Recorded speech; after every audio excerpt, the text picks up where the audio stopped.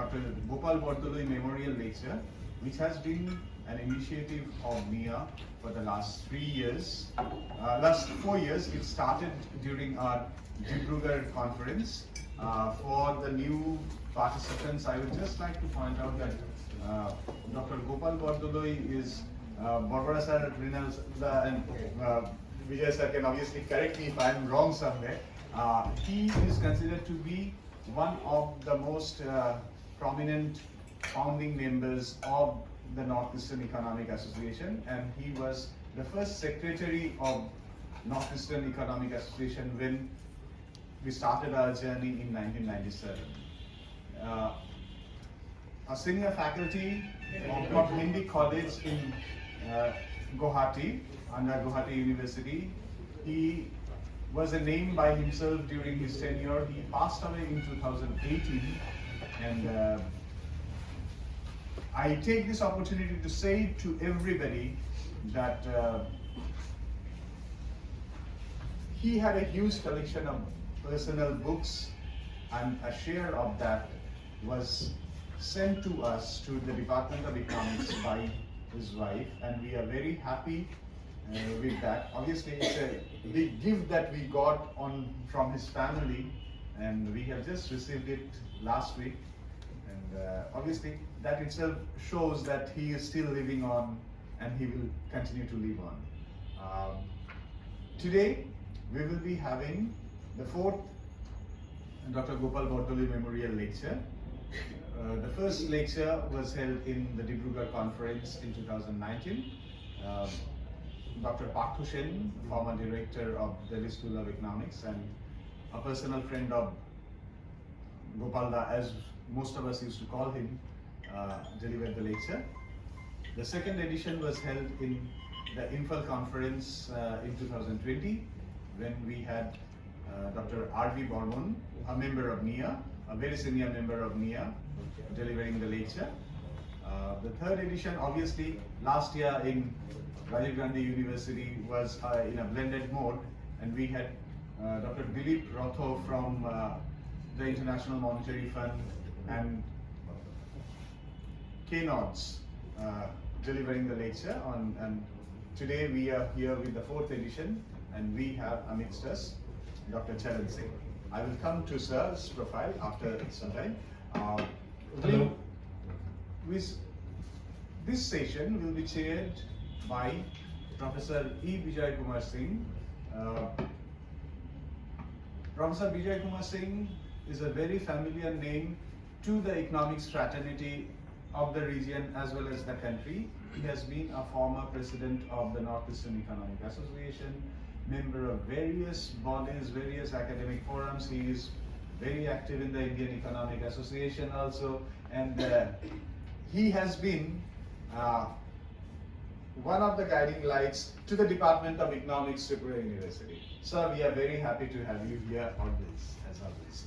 I would request, before we move on to the formal things, I would request my students to kindly welcome the chair and the guest speaker.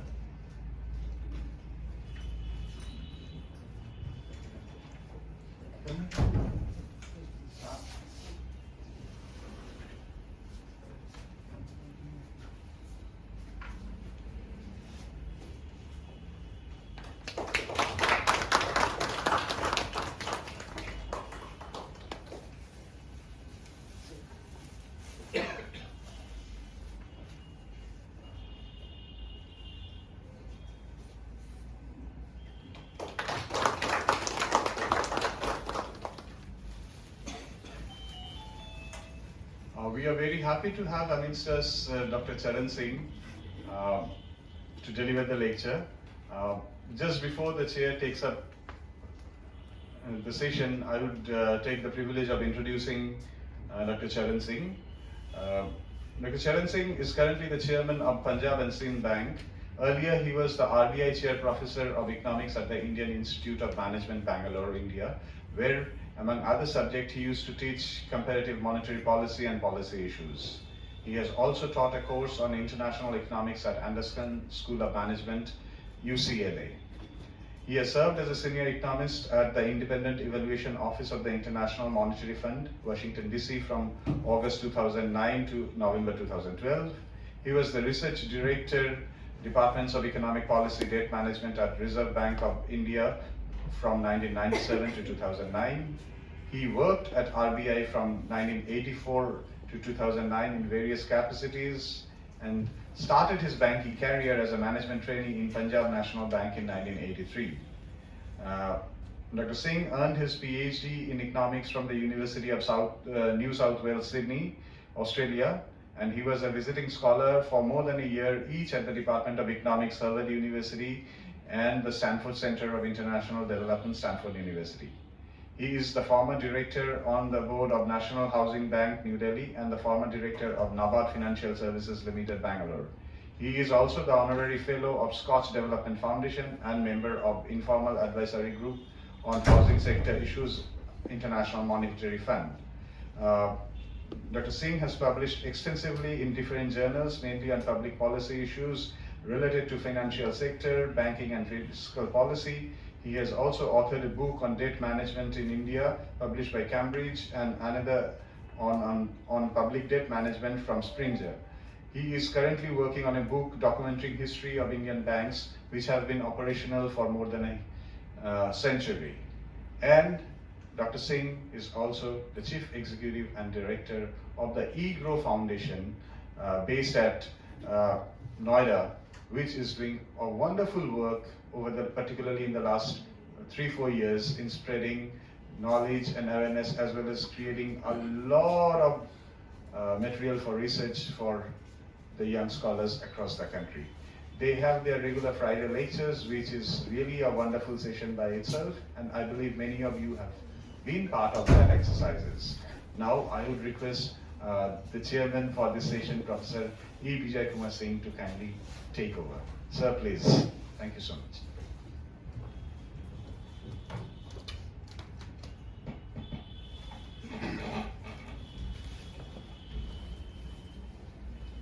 A very good morning to all. Today we are assembled here to celebrate the memory of one of the founding colleagues of this association. And when we started on this journey in 1997, Dr. Gopal Bordoloi was a very, very key player, and he played a very, very significant role in keeping us together, in keeping the organization well organized in the almost more than 1 decade. And it is in fact to pay tribute to his memory that we decided to institute this lecture program as part of our annual conference. And we are here for the 4th memorial lecture to be given by Dr. Charan Singh.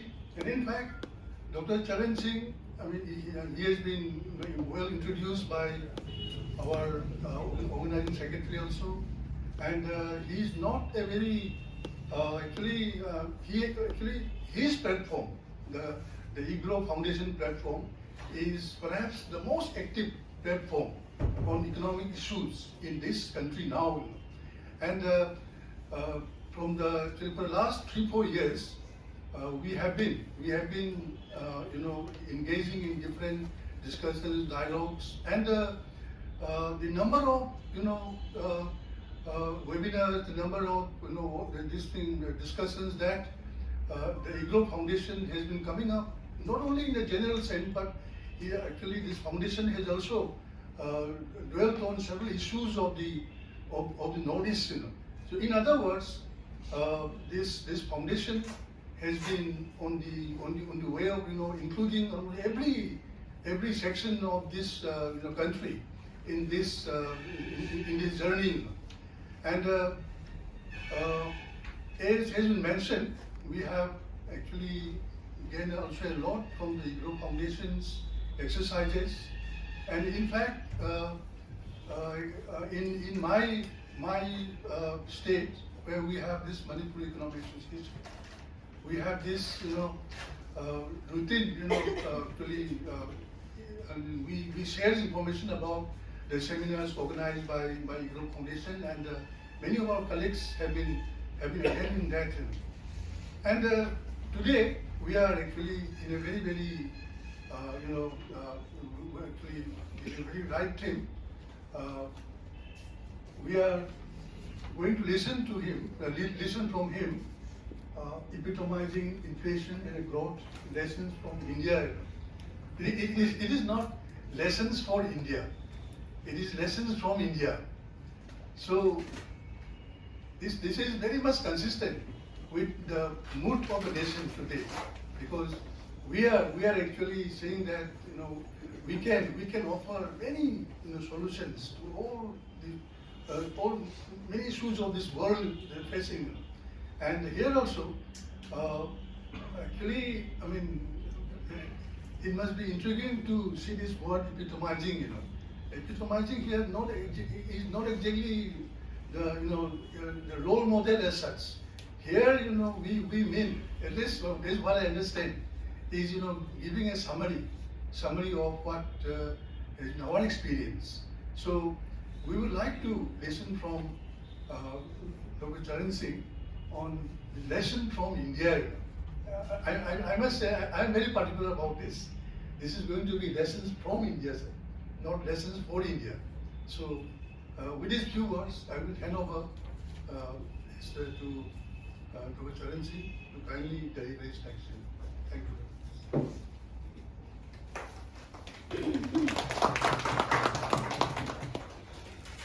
Good morning, everyone.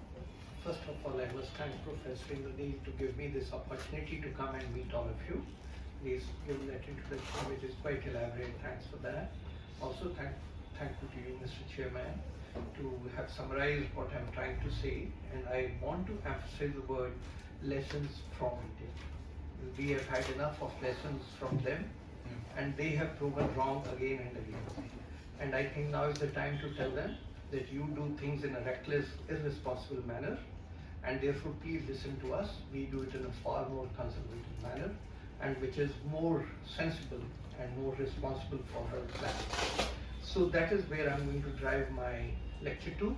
And because I knew this is the Dr. Gopal Bordoloi Memorial Lecture, I wanted to be sure that a professor of that eminence who puts people together, starts thinking together, believes in unity. There may be some diversity in different parts of Northeast, but he has brought everyone together. And then, as one energy center, the Northeast Economic Association, then obviously the region benefits. So keeping that in mind, I was thinking that there should be a lecture which brings the strength of our country to the rest of the world. These are the people who are the unsung heroes of the world. They've contributed significantly, they've contributed over time, they've given their blood and sweat for the nation, and that needs to be celebrated. So that is why I thought in this lecture, I'm going to discuss at length about what India is, what India's policy making is, what the economists of India are, and how do they really think, and how do they think differently from the rest of the world. So the lecture today that I'm going to deliver is going to be focused on basically talking about the growth scenario. Then I'm going to be speaking as an illustration, taking the fiscal stimulus during the COVID time.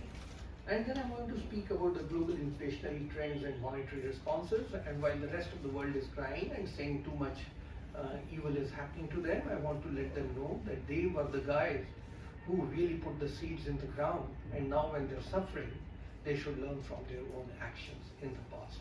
And if they don't, we will come on the scene and we will point out to them where they were wrong, and because we are suffering because of their sins.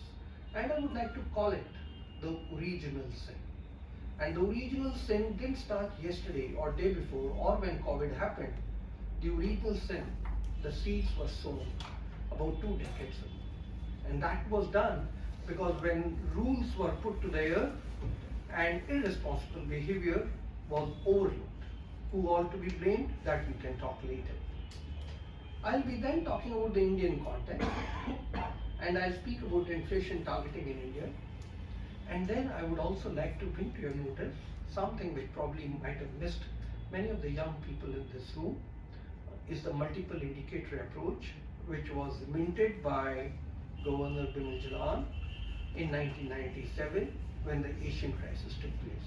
And I was at the Reserve Bank of India at a reasonably senior level to see what's happening in the policy making, and I want to highlight those facts and tell the rest of the world that there is much they need to learn from Indian policymakers. So let me take the plunge straight away. And this is the world economic projections. As you can see, the comparison between the globe and the emerging countries.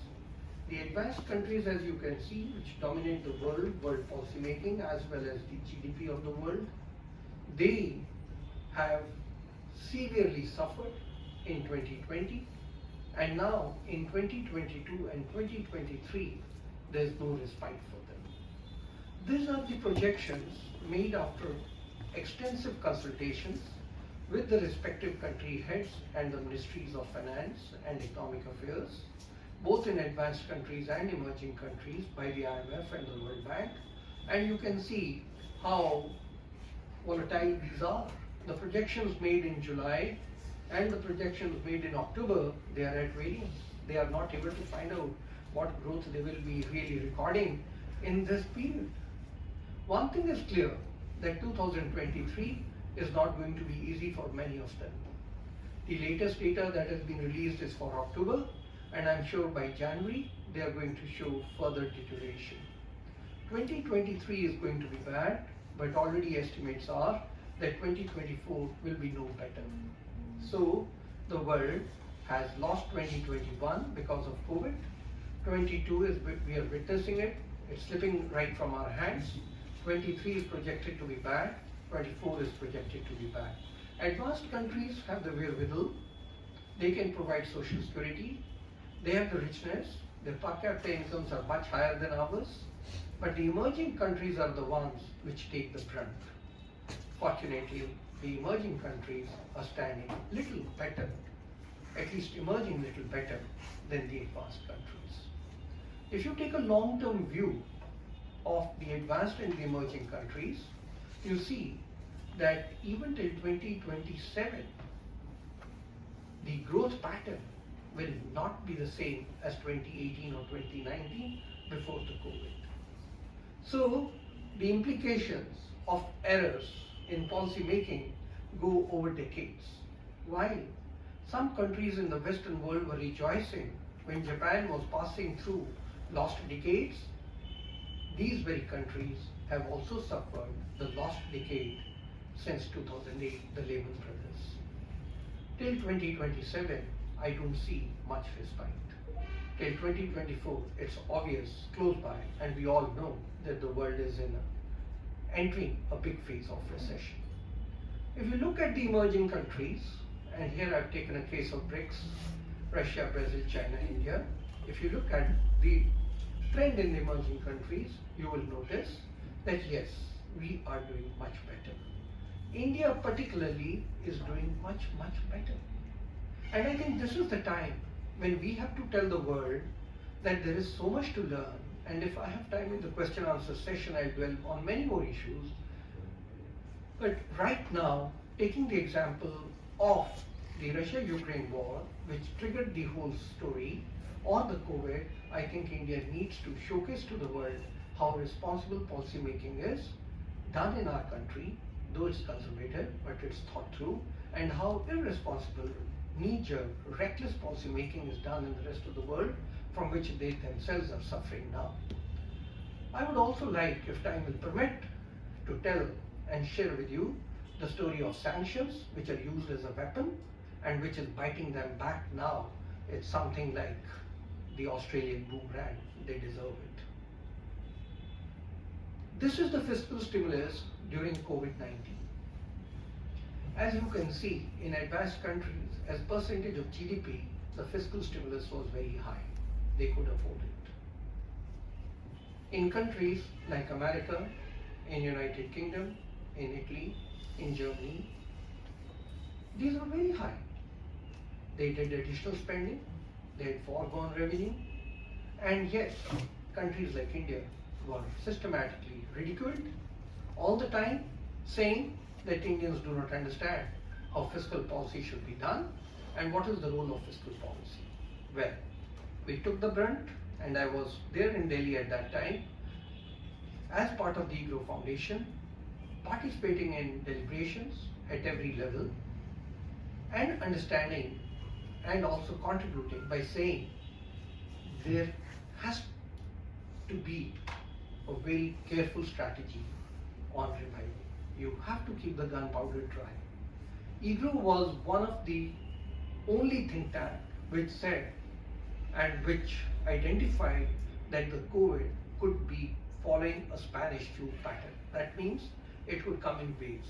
That means each wave could last 7 to 9 months, and if all the 5 waves are taken, keeping in mind the Spanish flu, you would end up for nearly 3 to 4 years in difficult time.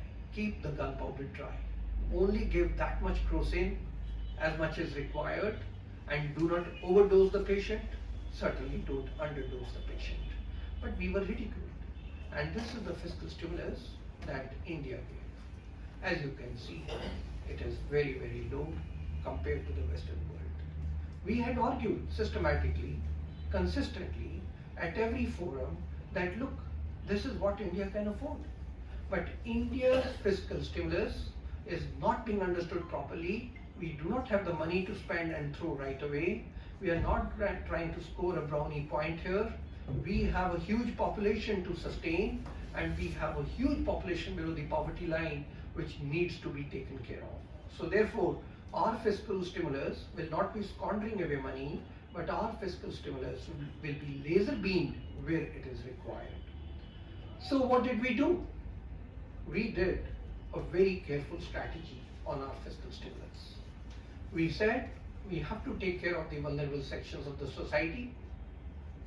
We will update the information, we will tweak it, we'll adjust it, and we will go along. And that is why you must have seen the finance minister doing series of interactions with the press, and every time you would feel it's very small, it's incremental, but then she would come again and do another incremental. Our aim and purpose was very, very simple: limited resources, maximum benefit that we wanted to draw from. We had targets in mind, and that was the marginal sections of the society.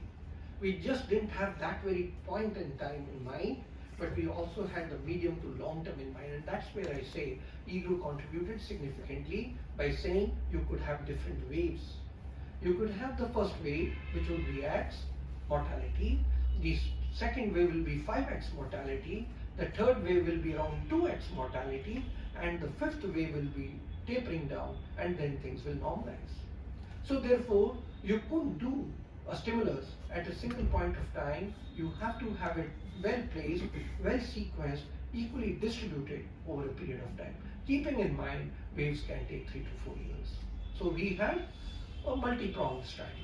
We took care of the food because everybody needs food. We took care of the health because we needed that people stay or survive and are healthy. And you all know many people went back to their villages. We had to make sure wherever they are, they provided health services. And we had to also keep in mind, this is not the end of the day. There is going to be tomorrow. And therefore, we need to stimulate economic growth in the medium term. So therefore, the fiscal stimulus package of the government of India, if you study it very carefully, you will see there is something for today, something for tomorrow, as well as something for the next year. And that is how it was distributed and paid. Under the food security schemes, I don't have to repeat. We all know about the One Nation, One Ration card that was brought in. We also know about the Garib Kalyan Anna Yojana, where food grains were distributed. Consequently, the study conducted at the IMF and had 3 authors, and all the 3 are from Iglow. Surjit Bhalla was our advisor, and was our advisor, is our advisor even now. Basim was our research assistant, and Dr. Virmani was the chairman of Iglow, and of course 2 days back he has taken over as member of Niti Aayog, and so he is on leave from Iglow. They conducted a study which was widely debated globally, not only in India, all over the world, and they came to the conclusion that India's fiscal policy has sustained people and not let them slip into poverty, which is a success story. Now, whenever fiscal stimulus is computed, and the ones which I showed you in the 2 slides right now, they talk of the money which has been spent or foregone. And what we did, we said, look, what do you need the money for? You need it for food and health. We provide you, here's the food, basic food. We are not providing you butter and cheese, but we are providing you basic food to live and survive. And if you need to spend money on health, here are the free vaccines, as many as people want to avail if they can wait in the queue. If not, you can afford, there's money and you can get it done. And if you need hospitalization, we will tell even the private sector hospitals to open up some percentage and accommodate the population. So the fiscal story of India, and you can look at for the years, the food subsidy has always been there. And it went up, targeted. The fertilizer subsidy, yes, always there, but not really spent much on during the COVID period. Then the petroleum subsidy story is there, and then total subsidy. And if you look at food subsidy as a percentage of total subsidy, you find, yes, clearly support has been provided there. The other story is the Manrega. You look at the expenditure on Manrega, during the times of crisis, Manrega went up, significantly went up. And this is what I say, the targeted approach. We gave people the support in terms of employment, in terms of food, and ensure that they are in safe place. As of now, on health, the expenditure incurred by India, again laser beamed, has yet not been computed.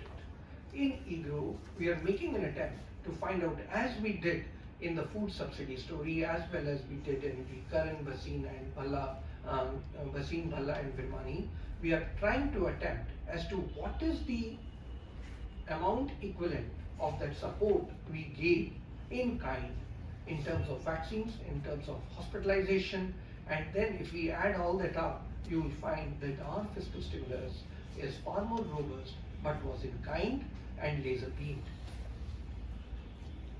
There is an amazing story which I want to share with you. Look at the revenue expenditure, and this is real. Look at the revenue expenditure. In times when we were in difficulty, we knew that revenue expenditure is important. We incurred it. You can see it's going up, the growth rate, but we did not ignore the capital expenditure either. And we said capital expenditure has far more multiplier effect, is sustainable on a long-term basis, so we will incur capital expenditure too. That's exactly what I said. The fiscal stimulus of Government of India, the states were almost a part of it, was far more well designed and on a sustainable basis. The share of revenue deficit, when there were times very bad, did go up as percentage of gross fiscal deficit, but normally we have been pretty responsible on that account too. Now, showing you the story of the fiscal side as well as the growth, I want to shift gear and bring in the story of inflation. What is the story of inflation?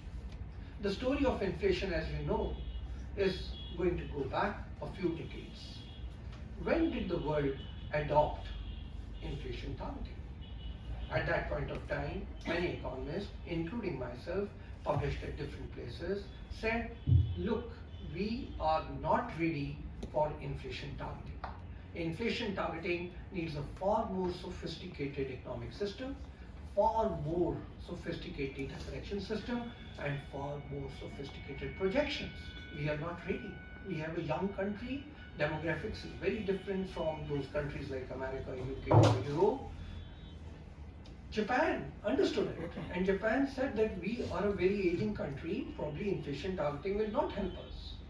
But then inflation targeting started in New Zealand in 1988 and quickly became fashionable, and everybody jumped on the bandwagon of inflation targeting. Within 3 years, nearly 50% of GDP on this planet, those countries were accounting. England adopted it, many other countries adopted it, and inflation targeting became a fashion. Many of us said, look, inflation targeting is like putting a blinker on the horse and ignoring everything else. In an economy, inflation targeting only takes at inflation, but in an emerging country like India, you will have to look at the financial sector, even at the exchange rate, So we cannot focus on inflation targeting. And I welcome and invite you to read the speeches by Bimal Jalan and by V. Reddy at the RBI when people would come from abroad, Western countries, and they will tell us, you Indians, totally dumb, don't you realize the new fashion is inflation targeting? So much so that the chief economist at the IMF, Dr. Raghuram Rajan, also kept telling us, and when he joined the RBI, he didn't lose even a day. On the very first day of his office, he set up a committee which was chaired by Urjit Patel to implement inflation targeting. And so inflation targeting was implemented in India. Even then, there were people like me who said this is a wrong step, it will not go far. Happened in 2008. And then the world realized somewhere we have gone wrong. We didn't know what's happening in the financial world. We did not know what these mortgage-backed and asset-backed securities are, what derivatives are, and we ignored it. We just kept thinking of inflation, and therefore you should read the piece by Jeffrey Frankel at Kennedy School, Harvard University, where he said inflation targeting is dead. And we should go for nominal GDP targeting. Well, we had tried monetary targeting, we had tried exchange rate targeting in the 80s, and we had failed miserably. And therefore, we were looking for a new target, and IT seemed to have come in at that point of time.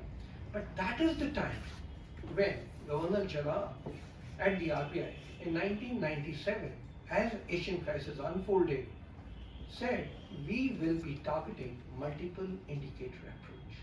Inflation will be just a part of it. Now that inflation happened in the Western world in a big way, and we are going to look at the anatomy of it in a minute, the issues were what is causing inflation.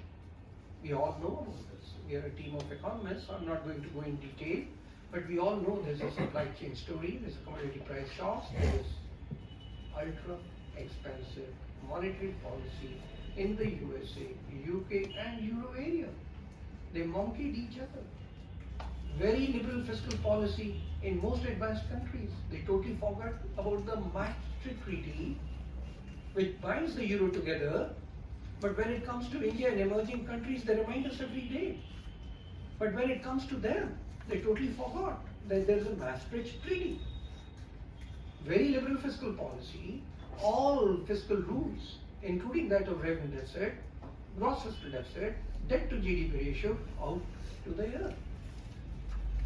And then, of course, some said there's a pent-up consumer demand because of COVID, and then there are changes in consumer preferences. So these were the standard arguments given for inflation. Here is the story of inflation, and here are the projections. Now, you can see in most of these advanced countries, inflation is not going to look bad as easy. Even Americans are making estimates, though they say the cycle is turning. Inflation may hover around 5% even in 2023. Well, these projections have been made by the IMF, and they feel that it's only by 2024 that the inflation will go back to the pre-COVID levels, that's in the range of 2%. So is the story for UK. In 2023, UK could still be suffering from 9% inflation, Germany by 7, France by 5, Australia 4, New Zealand 4, and therefore you have to think that they will continue with a tightening monetary policy. Their tightening monetary policy means recession at their end, means lots of implications through spillovers at our end. This is the inflation projections for BRICS, and you can see that, well, these are not too bad, and they are comparative to the pre-COVID time. Now, why did this inflation take place?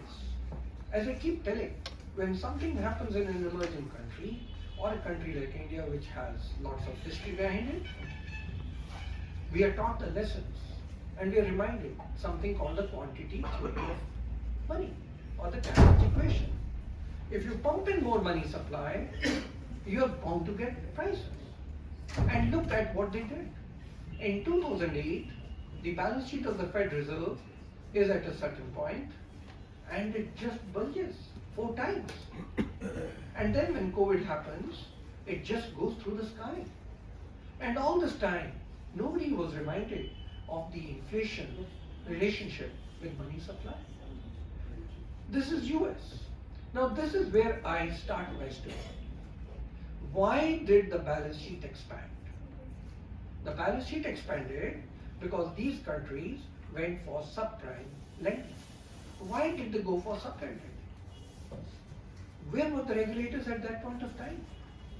In India, I was at the Reserve Bank at that point of time, and if you remember, some of you are around my age, you will remember house prices started doubling in a year. And we were so worried at the Reserve Bank, we said, is it a bubble? Is it a genuine trend? Within 3 weeks, we had conducted an all-India study, because Reserve Bank has regional offices all over the country, and we have research people in each of the regional offices, and we had concluded it's not a bubble, it's a trend. And then, still, we changed the LTV ratios, and we said, slow down, even if it's not a bubble. But these Western countries, when we used to interact with them, they would say, market knows it all. And we would say, regulator is needed. And they would say, regulation kills innovation. And we would say, innovation unbridled can cause crisis. And they told us, light touch regulation is the regulation. And we said, no, prudent regulation is regulation. The light touch regulation from 2001 onwards on the subprime and total arrogance that market knows it all and total disrespect to responsible behavior by the regulators resulted in the subprime crisis of Lehman Brothers. And then it emerged that there were entities in the US which were not even regulated. And I can give you a personal anecdote.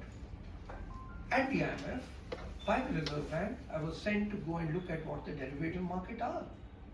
And I asked them, because I was from a regulatory body, I asked them what's the size of derivatives. And they said it ranges from 8 trillion to 80 trillion. I said, what? Ranges? It can range from 8 to 9 trillion. It can range from 79 to 81 trillion. But it can't range from 8 trillion to 80 trillion. That means you have no knowledge. And they said, of course, derivative is such a financial engineering product, nobody knows knowledge because it is going on into the system. This is not regulation. This is not regulation at all. Glass-Steagall Act that came into existence after the Great Depression in 1930 was diluted every year. And in 1998, it was done away with. It is then that some of the economists like us in the Reserve Bank and other central banks said, if Glass-Steagall Act has been repealed, you will soon be in deep crisis. And true, it happened. By 2008, Lehman Brothers had happened. Well, today, there can be private entities which claim lots of knowledge and lots of history, but if you look at their track record, going through the Dodd-Frank Act or the Glass-Steagall Act, you find there's been too much of recklessness and markets have been dependent too much more than what's required. The whole world has not been able to emerge and 2 decades have been lost. Bank of England just mirrored what America did. And look at their balance sheet, it's going through the sky, not worried at all that there's a quantity equation, the Cambridge equation, which they themselves invented. And European Central Bank didn't want to be left behind, and they just did the same as the Americans were doing. Now why are they crying? Their original sin of subprime crisis, precipitating in Lehman Brothers, and then the reckless behavior in expanding the balance sheet as if there is no tomorrow, was bound to bring in high inflationary pressure. And that's exactly what happened. Now, what are the implications of the growth dynamics that has happened in this world, especially in the advanced countries, and we emerging countries are suffering from it? This slump in the growth is going to go on. There are higher labor costs, wage price spirals in advanced countries, especially in the US, and therefore it's going to become difficult to moderate inflation immediately. There are worries up there. Here is the US monetary policy cycle and recession, and you can see that there is CPI inflation which is sky high now. If you look at the trend from 1960 This sort of inflation has been very rare. And it happened during Paul Walker's time in 1979. He used the sledgehammer. In 1980, he was able to bring down inflation, but so did the economic growth come down. The recession set in. Now, this time, deliberately, they're trying to bring in recession. But the world is far more globally integrated now than it was in 1960s. The repercussions of their policies are immediately felt, not the ripples, but substantive implications happen on India. Here are the policy rate trends in UK, US, Euro and India. And you can see the way it is rising up.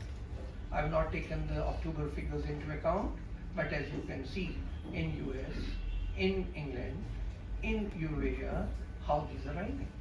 Now as they rise, through the spillovers, which happens not only now through trade or commodity prices or through capital movement, these days spillovers even happen through the confidence channel.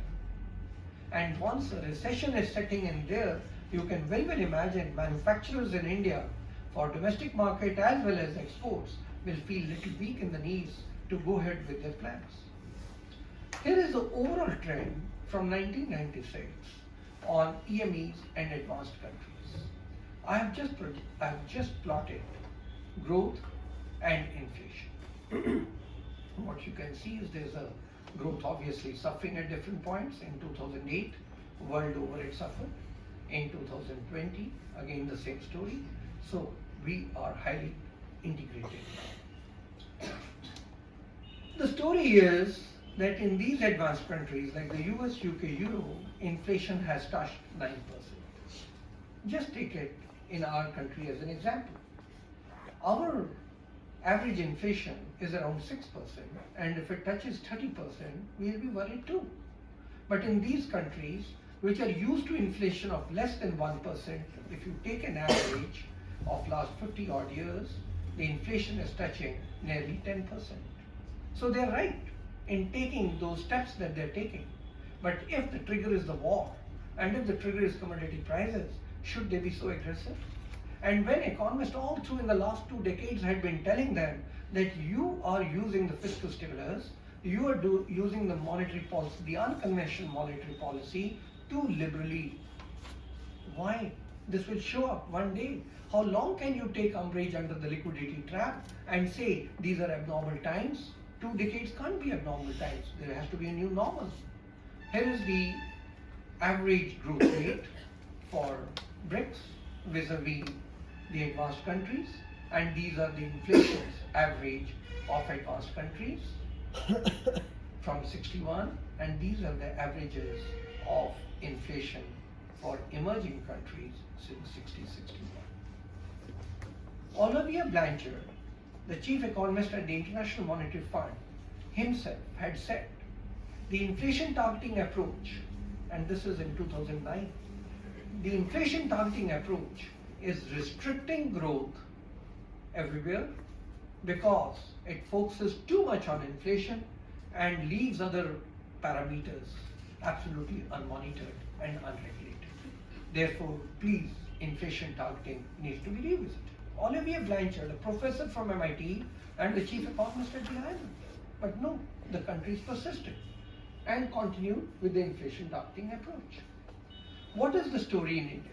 Yes, we in India are used to, as you have just noticed here, Indian inflation is averaging around 6%. This is the CPI, and this is collected from the World Bank database. And if you look at India, our inflation is reasonably okay, but higher than the rest of the world, but we are used to that, and therefore our average is around 6 to 7%. Our growth rate historically has been improving, and if I showed you the data in the beginning, India will constantly and persistently grow at that rate. So what is the message I'm trying to give? The message I'm trying to give, India slowly and steadily embarked on the growth path, but laying the strong foundation. There was no recklessness. We were ridiculed at every point of time. We do not know what derivatives are.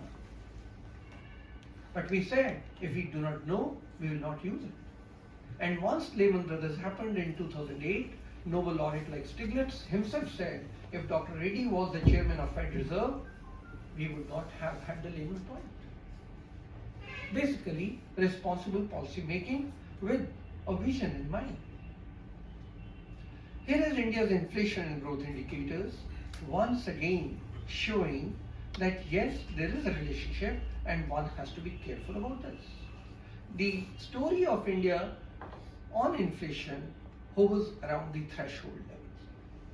There is a brilliant study by Ravindra Dholakia, professor at IIM Ahmedabad, later a member of the MPC of the RBI and now member of the RBI board. Professor Dholakia, and constantly we have been in touch with him, and he has made this presentation even at Iglow. He has reminded all the world that inflation has to be around the threshold level. The target can't be too away from it. And it is something very simple to understand, though he hasn't, but I will just rationalize it for you. We have a certain body temperature. Body temperature may vary little from one individual to the other. If it is higher by 2 degrees, we are sick. But if it is lower by 2 degrees, even then we are sick. So that's exactly what the theory of the threshold level of inflation is. If you're used to 6% and it comes to 3%, you fix a target at 3%, your growth will suffer. And if you fix it at 8%, your growth will suffer. So that's why I was trying to show you 30-year growth averages, 30 to 40 years inflation averages.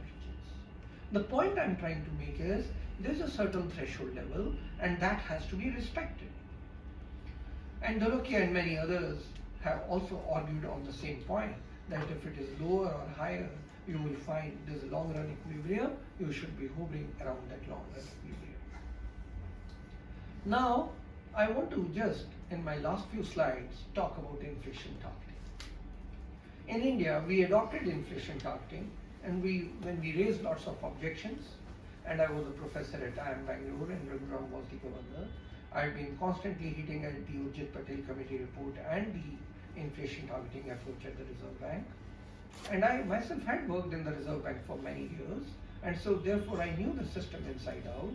I said, you are targeting something which is impossible, because in a young demographic country, the demand pattern is different.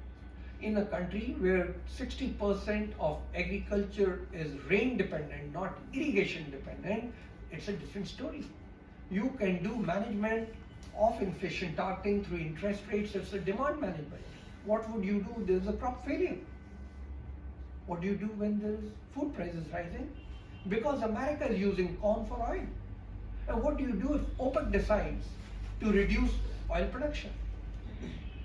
And with the CPI, which was adopted, 60% of the weightage was on food and oil, 10% on oil of that, and oil is totally controlled outside, and food, and I just mentioned to you, it's rain-fed and rain-dependent, it's really making policy making on an indicator with just 40% weight. How would you reach the target? And obviously you will miss it all the time. And where are the models? None. So we wrote and we spoke about it, and then I kept saying that Vimal Jalan's idea of multiple indicator approach is far better. It takes into account the exchange rates, the growth, the liquidity conditions, the financial stability of the system, employment, and also inflation. And that is where the focus needs to be. It's something like a horse in a barat. You put a blinker and the horse is only seeing in front but is not able to move. On the other hand, if you have an open view, a 360-degree view of the country, the policymaker knows exactly what's happening where, can tinker with it, can tweak, can take timely remedial action. Otherwise, it's too late. And this is exactly what was proved in the Lehman Brothers. This is exactly what got proved later on after the Lehman Brothers. And that's what we are all suffering from now. I had also argued, and I think mine is the only paper, but the Japanese have argued the other side of it, which I would like to share, and you're welcome to Google and see. The Japanese said their population is aging, so inflation targeting doesn't really suit them. It kills demand in their country. I kept saying the population is too young, and the young population cannot be curtailed on such a small inflation target. Rather, inflation targeting will be stifling growth. We all know what are the components of inflation. Here is the CPI, food and beverages, fuel and light, and that's exactly what I said, the weightage is too high, and therefore if you're going to do inflation targeting on these, you will be on a very weak footing. The RBI kept saying that their projections and actual inflation are not too far away, and they keep tinkering with it. That's okay. Yes, in some years they are far away, and in some years they are pretty close. So now I want to conclude. My conclusion is very simple. I am of the view that India, a conservative country, a serious policy making required because of the huge segment of population below the poverty line, a huge segment of population which did not have banks to fall back upon, a huge population which is illiterate and financially much more illiterate than the general literacy. One has to be very careful. The advanced countries have been very reckless, and not reckless yesterday or day before. They have been reckless for the last 2 decades. They have not behaved globally responsible, knowing very well that the economy is very well globally integrated, and their actions have immediate impact on the emerging countries, especially countries like India. We are different, not because we like to say we are different and unique. We are not an oil-rich country like Russia. We do not manipulate our exchange rates like China. Therefore, we are a democratic country, and we are a very open country, and we take the responsibility of regulation. Not a single bank has collapsed in the last 4 decades. The Reserve Bank has played its role. There is no single entity which can claim they are not regulated. Whereas many shadow banks in the Western world said they are not regulated. Despite all that good regulatory systems, they have the Fed Reserve, the SEC. In India, we just had the RBI and the SEBI, and still nobody can claim they were not regulated. Moment we saw that the non-banking finance companies can be harmful, we started bringing them in the net. Moment we saw the cooperative banks can harm the proper banking system, we came up with a tripartite agreement and said the government has to sign an agreement with RBI, otherwise we'll blacklist the cooperatives. The regulation that India did may not be very popular, but was very effective. We did not allow financial engineering products like derivatives and looked very naive, but then we saved our own country and to a great extent the rest of the world. So we have story after story to narrate, but in the immediate past, the story on inflation, despite a very weak wicket, as I keep saying, food and fuel are outside, despite a very weak wicket, we have been very careful in managing inflation. We have been taking steps, whatever required, by the monetary authority or the central government to support it in ensuring prices don't go through the roof. And today, when India says prices are high, we are on the upper band of the target. But as I just showed you, and which I have been arguing for nearly 10 years now, that the target was wrongly fixed. That's not where the target is, that's not the long run average. Our average is around 6%.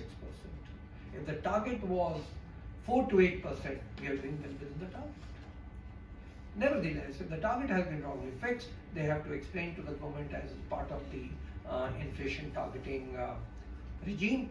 Also, they have been missing the fiscal targets to a great extent, and that also they have to explain because it's part of the FRBM regime that they're doing. But the point I'm making is, when we say inflation is high, we are on the upper band of the target. When they say inflation is high, they're 5 times their normal limit. So, with that reckless behavior, very aggressive liberal fiscal and monetary policy, they were sending all the money to us when we didn't need it. Now when the inflation is picking up, and we all know the trigger is the Russia-Ukraine war, and it is the oil, and they can't go and convince OPEC countries, but they have the strategic reserves which they released before the elections and tapered and controlled the inflation. Why are they doing this aggressive interest rate rising? Now because they're sucking away capital again away from us. This volatility in the capital market that is happening is impacting the emerging countries.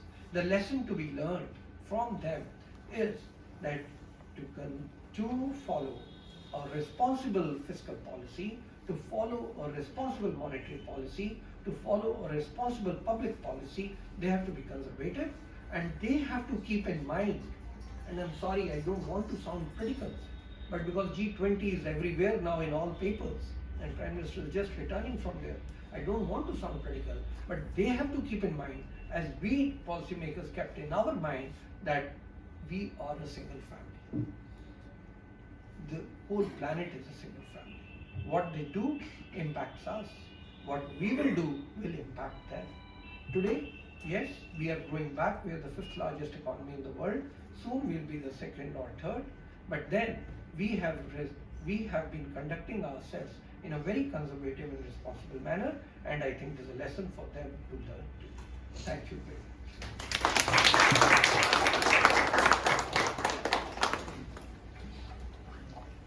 Thank you, Dr. Charan Singh, the excellent lecture. Now, before we wind up, please let me invite some questions from the audience. Yes, the inflation targeting you are talking about, they are suggesting 2 to 6, and it is already 6.7 or something like that, and you are also talking about it's in the higher bracket. But maybe the reason why we are keeping for a long period of time between 2 to 6, they are not changing it. Although we have a inflation of 7%, 8%, now it's 6.7%. What may be the reason for MPC committee to keep it in the same bracket, 2 to 6? Well, my own reading is that MPC is nominated by the government. They were not the ones which decided that this is the target band. The target band was given to them much earlier. When the target band was being conceived, it was Governor Rajan who was in the saddle, and Urjit Patel was his deputy governor. The worldwide target, if you see, was around 2%. And given that we are an emerging country, they probably thought it's prudent that though the long run average is around 6%, put the pressure and bring it low. And obviously, if the pressure is put and is brought low, maybe it will bring the overall expectation around 4%. My own reading is that expectations never came to 4%. Dolakia's research itself also showed that our long-term trend, as well as the threshold level of inflation in a country where growth and inflation really are at optimal level, is around 6%. So therefore, I think the target was wrongly chosen. I think their expectation that we will bring a low target and probably converge with the rest of the world was a wrong choice. I also have a feeling that when you talk about exchange rate determination, one of the factors in exchange rate determination is the inflation differentials. In case the advanced countries are recording persistently an inflation of 2 or less %, and if you do not want your exchange rate to be too much misaligned, and you know that the freedom of adjusting the exchange rate is very limited in our country, people are across the spectrum. On one spectrum are people like me who say leave it free, let it go across 100 where it rightly belongs to. Then there are another spectrum of people who say it should be $1 to 1 rupee, which is an impossibility according to me. And you can see everywhere there are debates, even on Twitter there are debates. And when the dollar exceeded 65 rupees, I was at IIM Bangalore, we did a seminar there saying dollar at 65, and I'm now talking to IIM Bangalore and I'm telling them let's do one seminar at dollar at 85. But that's one spectrum which says that let it go. Therefore, these would some of the thought process and compulsions that they tried to bring it in a narrow band and at a lower band, which I think was a miscalculation. In any case, I'm of the view, even now, not only in India, in the rest of the world, inflation targeting should go. The multiple indicator approach which Governor Bimal Jalan minted in our country is most appropriate. How many times will the world go into a crisis to show that inflation targeting is wrong? And how many professors you want to write on and say inflation targeting is wrong? There are many professors at Harvard now including Jeffrey Frankel, who keeps repeatedly saying, why are you talking of inflation targeting? Why don't you target nominal GDP? While I keep saying, why don't you target multiple indicator approach? My view is very clear. I am of the view, if India will not showcase its own economists and its own policy research, nobody from outside is going to showcase it. We have to persist. I'll give you one illustration and then I'll go to another question. Mr. Chairman, Dr. Rangarajan is a well-known economist. And Dr. Y.B. Reddy was our governor, Rangarajan was also our governor. We had the very big crisis, which many of you would not know, in 1991. I was in the Reserve Bank, I've lived through the crisis. Rangarajan has just written his book where he is talking about the gold transport which had to be done to England. And while he is just writing, we were living through it. And we know there's a puncture taking place on the road, there's gold bars inside, anybody in Andheri can do whatever they want. We all know it, we lived through it. Now the point is, in 1991, Rangarajan Reddy came out with the Rangarajan Reddy rule on foreign exchange reserve. As you know, the 1991 crisis was BOP crisis. In the BOP crisis, we ran out of foreign exchange reserves. We are just left with 14 days. We all know it. If not, welcome to go and read it. Rangarajan Reddy, in the High Power Committee on Balance of Payments, devised a rule in 1993 that your foreign exchange reserves should be at least 1 year of import cover, 12 months. IMF sends its team twice to India, and they did not tell anybody in the rest of the world that Rangarajan Reddy have come out with this rule. 1997 happened. 4 Asian countries went down the drain. If the Rangarajan Reddy rule had been applied and rest of the world told that the 1991 crisis of India had happened and the world should adopt the Rangarajan Reddy rule, 4 Asian countries would not have gone down the drain. But IMF thought these are poor economists of a poor country, not even properly read, they don't have a Princeton or a Yale or a Harvard degree, who cares for them? Then in 1999, Greenspan, the god of finance, and the Argentinian finance minister Guidetti struggled it out, sweated it, and said, after lots of research, we have come out with the Greenspan-Guidetti rule. What's the Greenspan-Guidetti rule? You should have foreign exchange reserves at least to meet 1 year of imports. The whole world, you are welcome to Google and see the Greenspan-Guidetti rule. It's there on Google and you'll get it within half a second. Now you're welcome to see Rangarajan Reddy rule. You keep struggling for 10 days, you will not get it. If we don't showcase our economists and our research, who will showcase our research? I'll give you another example. Me and one of my young associates at Iglow were trying hard to get the details of Professor Bordoloi. Because I was to deliver a memorial lecture. I wanted to know more about him. I invite each one of you to Google and tell me if his CV is on the Google. Or even tell me which university he was from. I was very stunned when the professor there said some and others corrected him, not this but this. If we don't respect our own economists, do you think others will? And I can challenge you. Come to Delhi School of Economics. They will tell you of economists in different parts of America. They will know how many girlfriends he had before marriage, how many divorces he has had after marriage. But if you ask them about Professor Bordoloi, they will look stunned. And if you ask them even of a professor in Delhi School, that you are this professor in Delhi School, tell us something about his private life, leave aside his office life, they will not know. This possessiveness of knowing about Shakespeare but ignoring local authors is so pervasive in all of us. This I want to challenge. I want to say, India, I'll give you another example. I was studying, doing my PhD in '93 at University of New South Wales, Sydney. I had I think, a very fabulous scholarship, and I went and did it with Ross Milbaum, who at that time was publishing extensively in Journal of Money and Credit and Journal of Money and Banking. He was from Berkeley, and he was head of the department at Queen's University, Canada, and he moved to New South Wales, offered me a fabulous scholarship. When I started my research, I thought Barrow is a great person. I should go and meet Barrow at Harvard. So I started going and meeting Barrow at Harvard, and I realized that Harvard is a very different place. The knowledge there is so high. But you will be surprised, the knowledge that was at Harvard was so rich.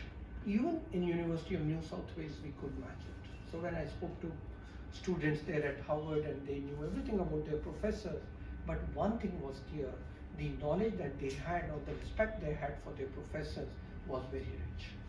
I was able to learn that American professors, and look, we have the Northeast Economist meet, and then I went and did my postdoctorate at Harvard with Barrow himself. I learned that in America, they have regional economist bodies. And each one of them is throughout the year having a calendar, and professors from across are going and talking to them. And so I asked Barrow about his time and the way he spends so much time. He's president of one association, going and speaking at the other.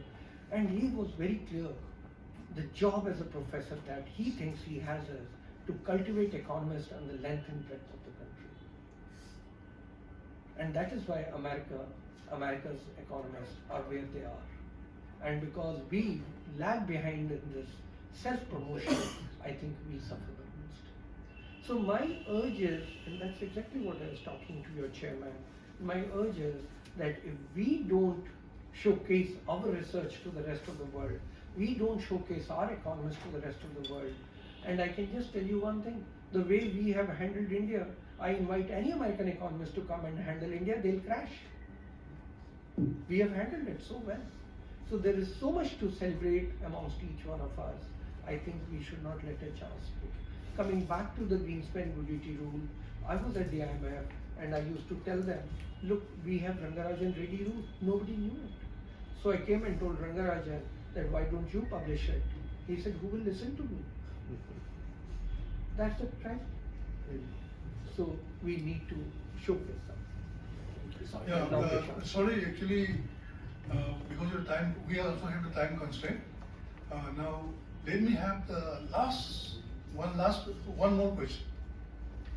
If anyone has, Can I yeah, take sure. this? But let this be the last one. Okay. We will not have. So thank you for giving us illuminating lecture, and I'm really captivated because throughout my academics, I have the orientation to look what's the drawback in Indian economy and promote what is being borrowed from other countries that we are showing.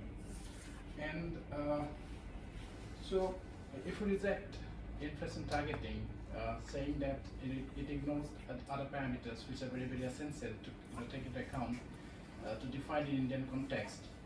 So if I say if we take care of the parameters what inflation targeting should take into account, then what's wrong with inflation targeting? Then the multiple indicators when we talk about, which if I noted it correctly, then we talk about changes in consumers' preferences. But changes in consumer preference today, we all see a lot of homogenization, this is what technology people used to call it as a super manipulation of consumer behavior and preferences, so that they can, sell their product in a cloud way. Instead of selling different products to different people, they can sell it from one hub, the same product to many consumers. So that's a sort of practice is being here, and this online apps, Facebook, WhatsApps, and all other days are doing this. So we have a concern. What's this change in preferences? How can we capture it? Because there's a trend for homogenization and all. And finally, yes, MZNREGA, as you have mentioned, it has its role to look at the fiscal responsibility that India has shown over the years, but the ground realities, especially in displacement of labor, especially in the farm sector, that MZNREGA has posed to Indian economy. I think that's a very serious issue. Today we have a farm sector without laborers in the sector itself. So how can we all address this to, showcase that the fiscal responsibility that India has taken it's very good in that way that you are arguing. If I have posed my question correctly, then I think we have to hear from you. So I'll be very brief because time constraint applies to me too. And I know there's a technical session which started. I've come all the way to learn in those technical sessions. I'd like to sit through them. I just want to mention one thing. When I came in 2093 to meet Barrow, I also came to meet Amarendra Singh. He was a double professor at that time, a unique distinction. And to me, he was God. Now, he's from your area, you know better about him. I knew very little, but reading about him, and the Nobel Prize had been. So I came and met him, and Barrow kept telling me, we respect India, we respect Indian ancient theory, and many things I've learned. Barrow is the on Ricardo Nicholas, Barrow, so he's the guy who reads a lot. I went to meet up with him, and I said, sir, and I was a young boy, much younger, just 32. And Amrit is saying, is much senior. Sir, you are here, and it's a matter of pride for all Indians to have you here, double chair, unique distinction. So India has been a civilization for 5,000 years. Is there something in Indian ancient literature which can make us proud? Or is it only Ricardo and Adam Smith? And Professor Singh said, Charan, I never thought about it. I know about Ricardo and Adam Smith, but I said, Arthashastra. He said, well, I've not read it. And then I wrote to Panchmukhi.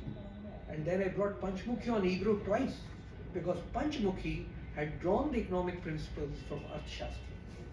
And I realized there's so much in Arthashastra which is far ahead of Adam Smith, or Schumpeter, or Ricardo.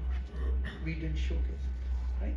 So now coming to the question which you raised, I totally agree with you. Labor displacement because of Manrega is intense. I was doing my own surveys at IIM Bangalore, and many MSMEs said, sir, if you can tell government to stop Manrega, we will not have labor shortage. And now we are suffering severe labor shortage. Those days 150 days were allowed, now it's 100 days. So these labor works there, it's good amount of money that they get for sometimes they're doing nothing, right? And we suffer. I carry double labor on my books because I know half of it will migrate away. The other scheme then I suggested to the government, it has not been heard so far, I'll probably do it again. Why not route Manrega through MSMEs? So MSMEs will dispense Manrega, so you get win-win situation. MSMEs don't suffer, your labor displacement that's happened doesn't happen, and labor doesn't even get money for free. They work it because the MSME entrepreneur will make him work. So you have a win-win situation. As far as inflation targeting is concerned, I would like to mention, I've written a lot on it in the papers, in journals, and you are welcome to read it. But my own feeling is, however you try to justify inflation targeting, the best way I can tell about its misfit is the blinker on the eye of a policymaker. That blinker approach is what I am opposing. I'm not saying that you let the inflation have a runaway trend. No. All I'm saying is you have to keep others into account. I'm not even prescribing weight for each. I'm not saying inflation, exchange rate, NPAs, they will each have 33% weight. I'm not saying that. I'm saying let inflation be one parameter that a public policy expert is hitting. That's all I'm trying to say. Thank you. I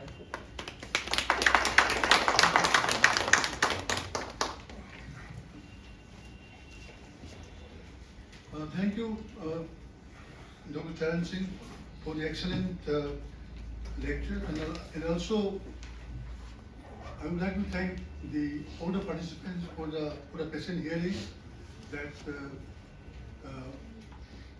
we gave to these lectures.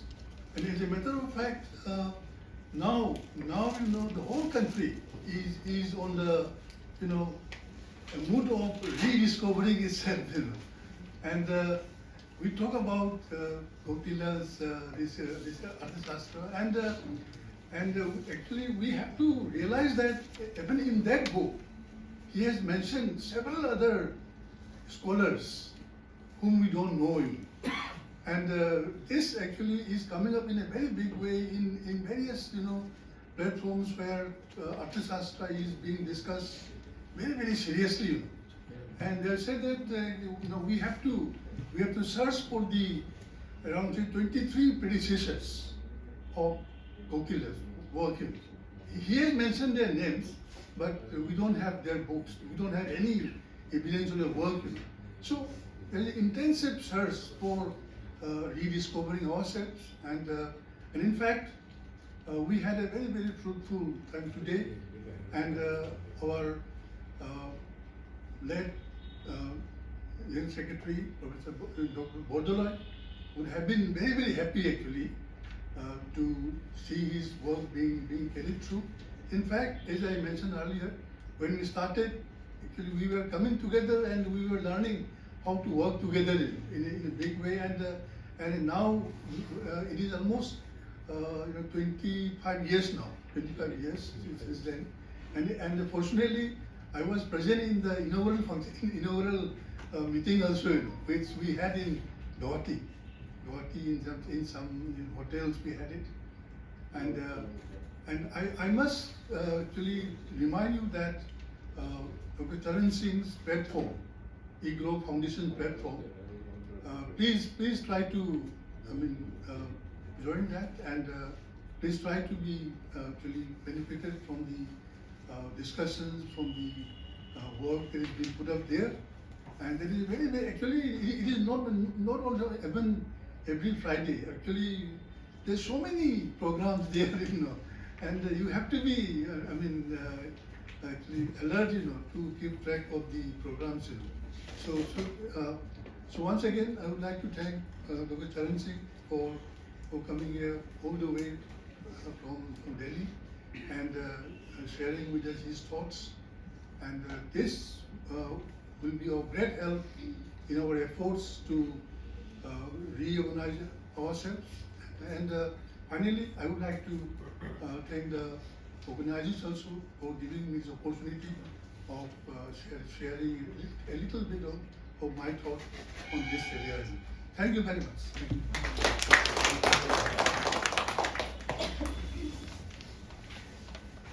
Thank you.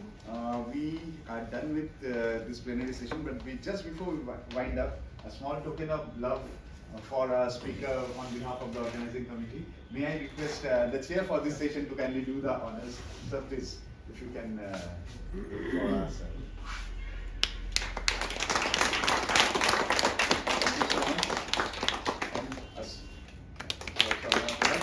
Also, small recognition or appreciation to the chair on behalf of the department. I would request my students to kindly.